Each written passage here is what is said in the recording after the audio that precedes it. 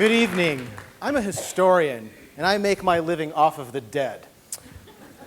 And I love history. I love it to my core. And I'm here before you tonight to try to convince you that history matters.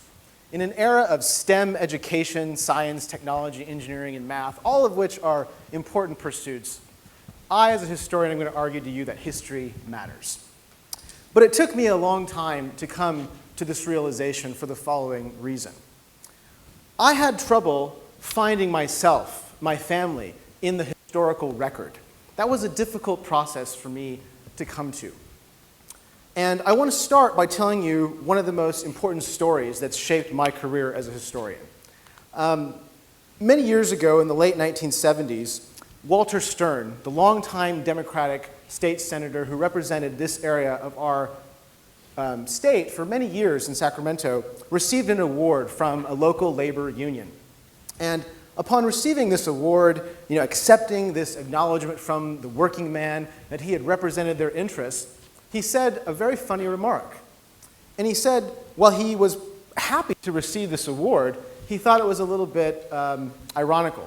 Because 100 years from then, the only two names that would be remembered from Bakersfield were Buck Owens and Cesar Chavez. There was not Walter Stern. So I thought about this. I thought about Stern's statement. Buck Owens, who was he? Well, of course, he was a famous country music singer. He wrote The Streets of Bakersfield, and he symbolized the Western country music contribution to differentiate from Nashville. And more than that, he symbolized the ascendancy of the Okie migration from rural poverty to cultural maker in Central California in particular, and really throughout Southern California. And the second name, of course, Cesar Chavez. Chavez, too, like the Okies, was displaced by the Depression. His family had a farm in New Mexico, and because of economic crises, his family joined the migrant circuit, coming to California to work as a farm worker. What distinguished him was not his musical taste, although he was a jazz aficionado, was organized farm workers successfully. He organized farm workers in and around Delano into the first labor contracts for farm workers in U.S. history. So these two stories shaped my learning as a historian. But I struggled because I couldn't find myself within that narrative. My own family, I did some research. I found out that through my mother's side that we were displaced by the Mexican Revolution of 1910. My mother's family went to Southern California and in fact did join a migrant circuit working in oranges and citrus, and then winding up in Buttonwillow, California, working for the Miller and Lux Company. Through my father's side, we were never farm workers per se, but we worked on another great industry of the Central Valley, the Southern Pacific Railroad. So these were my family stories, and as interestingly as I found them, I didn't know how they related to that polemic that I just described to you, the Buck Owens, Cesar Chavez narrative.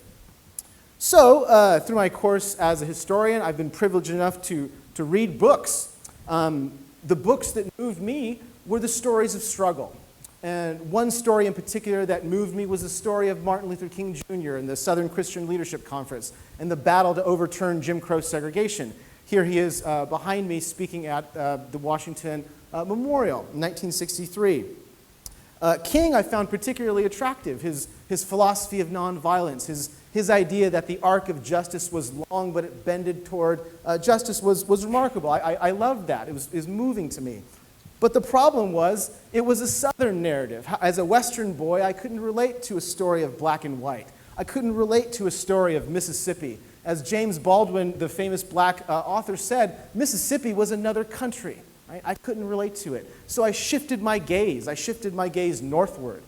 And I explored the struggles of Malcolm X in Harlem to organize black Muslims and beyond. His message of black nationalism, economic self-uplift. I found this fascinating. I found it intriguing. But again, I found it foreign. I couldn't relate to it. So I returned to my home and I started to read more about Kern County, read more about Bakersfield.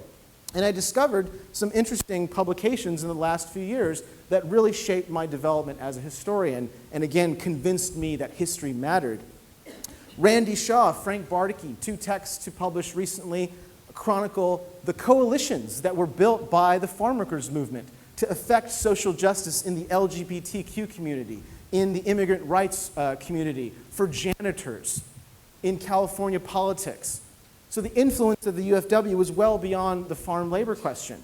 Other texts have highlighted the rise and fall of the United Farm Workers as an actual labor union. If you know the United Farm Workers today, they do many things beyond organizing farm workers. In fact, they do many things that maybe are more effective than organizing farm workers. Organizing farm workers is very difficult. Other texts have pointed out that even during the heyday of the United Farm Workers and organizing by Cesar Chavez, he was aided, the UFW was aided by African American civil rights groups like the NAACP, the Black Panther Party, the Urban League, and even on an international level, folks in Stockholm, in London, in Paris didn't consume grapes, didn't consume lettuce. So I found this history, again, fascinating because it was about my home. I began to see myself in the historical record, but I asked my mother about this history, and I found out that my grandmother, she crossed the picket lines. She always shopped at Safeway. Nobody was going to tell her what she could and couldn't eat. So I still struggled. But the deeper I dug into the historical record, I began to find some fascinating results. What I found in the course of my research is that in Bakersfield, California, after 1945, 20 years before the Delano grape strike, there was a vibrant, multiracial, urban-based civil rights movement that integrated every social, political, and economic factor of our life. It desegregated the public schools. It integrated the housing market. It fought poverty. Every single facet of, again, social, political, and economic life was integrated racially. And this movement, as I said, was multiracial. African Americans working in tandem with Mexican American organizations, working hand in hand with white liberal progressives, especially from the Jewish community.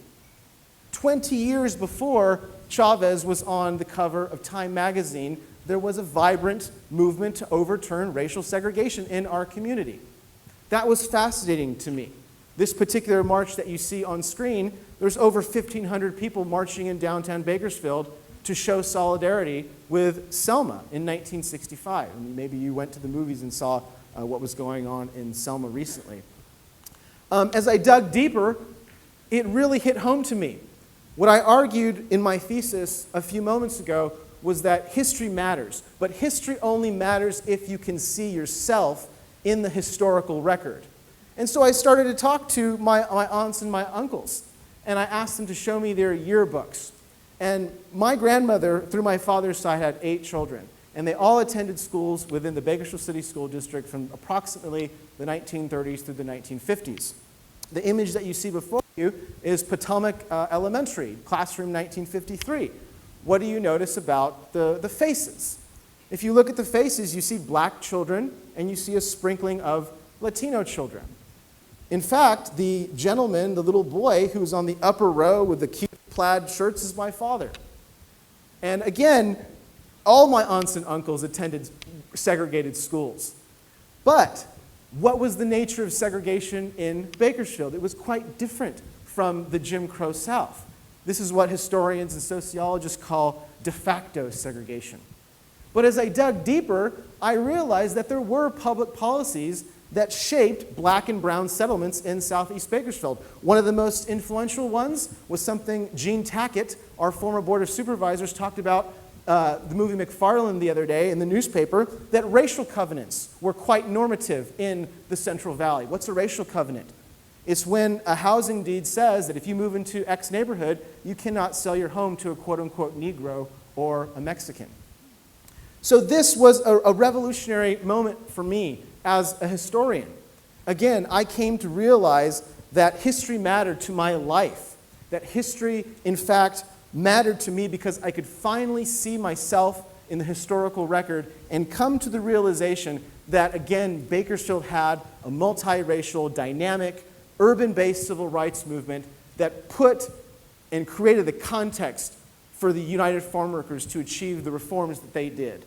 That's what my revelatory moment was. So I end by imploring you, by encouraging you to not only consider that history matters, but to take it one step further and to find yourself, your families in the historical record, to challenge Senator Stern's claim that 100 years from now only 2 names would be remembered. Thank you.